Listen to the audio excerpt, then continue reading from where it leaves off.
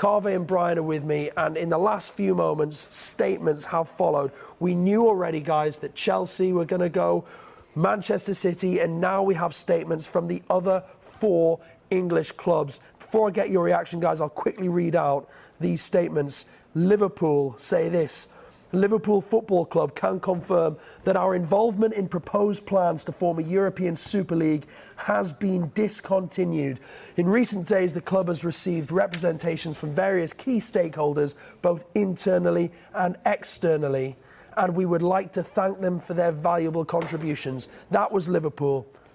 Seconds later, Manchester United, club statement: Manchester United will not be participating in the European Super League. We have listened carefully to the reaction from our fans, the UK government, and other key stakeholders. We remain committed to working with others across the football community to come up with sustainable solutions to the long-term challenges facing the game. Seconds later, Spurs. We can confirm that we have formally commenced procedures to withdraw from the group developing proposals for European Super League. And then again, within seconds, we heard from Arsenal. As a result of listening to you and the wider football community over recent days, we are withdrawing from the proposed Super League. We made a mistake and we apologise for it. Carvey, Brian, back to you guys. I appreciate we're just receiving these as we speak. Carvey, your thoughts? Well, look, everybody loves a happy ending. We've got a happy ending. The good guys have won. That is what has happened today. This morning, we woke up to this ludicrous, ridiculous interview from the chairman of this so-called breakaway European Super League, Florentino Perez, saying that he was here to save football, that football was going to be ruined if people didn't sign up and accept his plans for a European Super League. Well, just a few hours later, his plans are in total ruin. They're dead in the water. All the English clubs have pulled out now. And I think it's not enough just for these clubs to release statements and think that everybody is going to forgive them and forget about it. No, a lot of damage has been done. Significant that Arsenal, as you just mentioned, I think are the only club in their statement to have apologised. They actually have come out and said, we made a mistake, we're sorry. I think privately also people at Chelsea have acknowledged that they've made a mistake and they're going to learn from this. But this is not going to be enough. Just releasing a statement, not putting a face out to the public, not giving any interviews, being ashamed of the plans that they cooked up behind closed doors. It is not enough just to release a statement. It is not enough for fans, and it's also not enough for people in the Premier League, in the Football Association, in UEFA, in FIFA, and also the 14 other clubs who have stood united against these plans and had that Premier League meeting this morning. So yes, it is to be welcomed. All football fans will be delighted by this news this evening. But let's not forgive and let's not forget what these people did. And I will just finish by saying, don't blame the clubs. This is not the fault of the 6 clubs. A lot of very, very good people work at these clubs. They were horrified by these plans. They were kept in the dark about these plans. If you're going to blame anyone, blame the owners and the chief executives who dreamt up this ridiculous plan and tried to force it on the game, and ultimately it would have ruined English football, it would have ruined the Premier League, and thankfully it has been stopped. Yeah, because of that there is still a lot of anger, Brian. You know, you're looking at the response on social media, a lot of people already saying, what next? This can't just go away. The very fabric of football in not only this country but I guess worldwide would have been affected by this. I mean, what's your thoughts this evening? This has been a farce and a fiasco from start to finish. There's no easy way of sugarcoating this. What we saw on Sunday night sent shockwaves throughout both English and European football. It led to condemnation, it led to anger, it led to frustration. Not one of the 6 Premier League owners or senior executives stepped forwards to give any kind of media interview or speak to the fans to explain their decision. There was a very brief statement issued on behalf of Joel Glazer as part of that statement. And what is going to be fascinating now is to see the internal reaction from within the Premier League to those 6 clubs. Yes, they have now signalled their intention to withdraw. They have now said they will be stepping away after listening and after responding to the supporters. But I was speaking to Richard Bevan, the League Managers Association Chief Executive, a short time ago, and he said that common sense has prevailed with pressure from all, especially the fans in the game, and congratulations to all for their speed in action.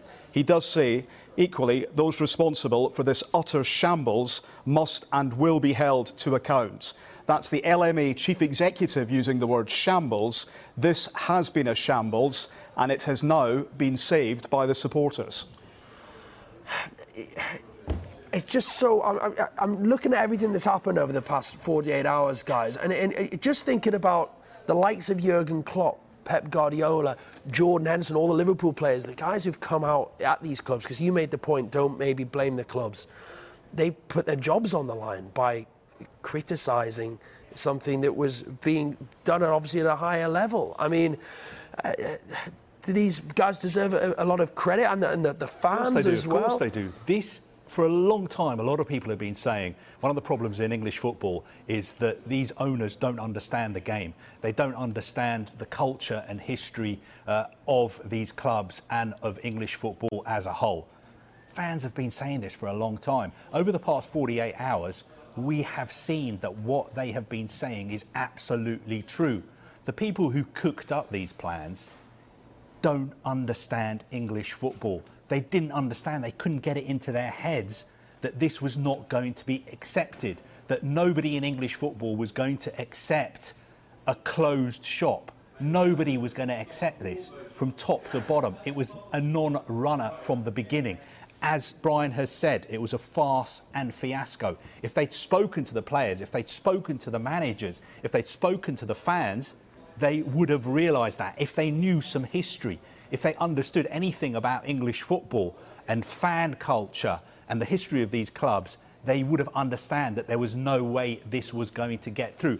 If it was going to get through, I suggest if you want to set up a Super League, then go about it in a different way. It's always going to be controversial, but at least try and set up a Super League with 2 divisions, with 40 clubs, so there's promotion and relegation between the clubs. Try and set up a Super League so there's a Women's Super League set up at the same time. Say that within 3 years we're going to have equal pay for women and male footballers in our Super League. Say that we're going to have within 3 years 50% of all the officials are going to be female. We're going to have 40% of all the executives are going to be black and Asian. This is the culture. This is what football supporters care about at the moment. They don't care about this crazy scheme that was dreamt up on Zoom calls by owners who don't come to this country, don't set foot in their stadiums and know nothing about English football. I'll just finish off by saying one of these owners, I was told, an owner of one of these big 6 clubs, went to a game to watch his side, and he was sitting in the director's box and he didn't know what colour shirt his side were playing in that day. He had to ask somebody sitting next to him, which team are we? And that's the owner of one of these clubs. And that just shows you how little they know about English football and how little they know about their clubs. And the one thing they're interested in is making money. And they thought that they'd hit the jackpot with this crazy scheme. And as Brian said, thanks to FIFA, UEFA, supporters, players, managers, journalists, broadcasters, everybody in the media and everybody getting together in the game, they have stopped this in its tracks. I did that thing today. I was sitting on the train. I was looking at all the teams that have qualified for the Champions League who aren't in this supposed Big 6. You know, you're looking at the Evertons, the Newcastles, Leeds. You look at this season. I mean, Leicester's the great example. A team winning the title, the way they did that. And the look at this season, West Ham flying. Just this idea that these clubs were going to be forgotten about. You understand the pure anger and frustration that football fans were feeling. the Premier League prides itself on the competitiveness and the unpredictability of the competition. The alarm bells were ringing here when you had Premier League players messaging me in the last couple of days going, what on earth is going on? We've no idea. The clubs haven't told us anything. We don't know what's happening. If that's the players.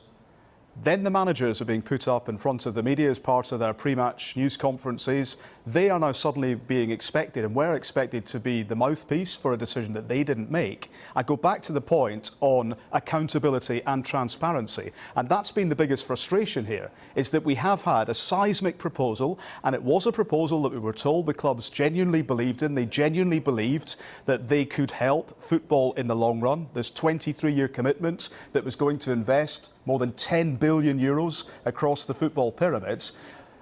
Did they really consider and talk it through about the reaction to this? That's what I'd love to know.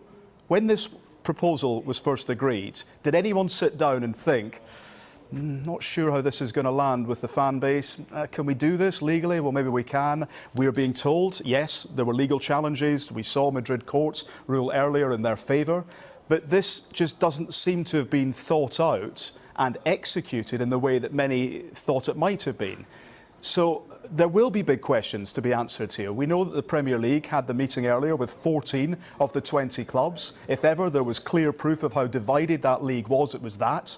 We had Richard Scudamore, the former Premier League chief executive, the highly influential figure, was at the Premier League offices earlier in the day. You wonder what he's been saying to those clubs. You wonder what has ultimately tipped the balance here. We saw the protests outside Stamford Bridge. We've seen the fan reactions from the own supporters who were meant to be part of this. Now, yes, there will be, I'm sure, a small percentage of people who were quite looking forward and quite excited by the prospect of seeing those 12, 15, 20 teams play each other in a competition in midweek.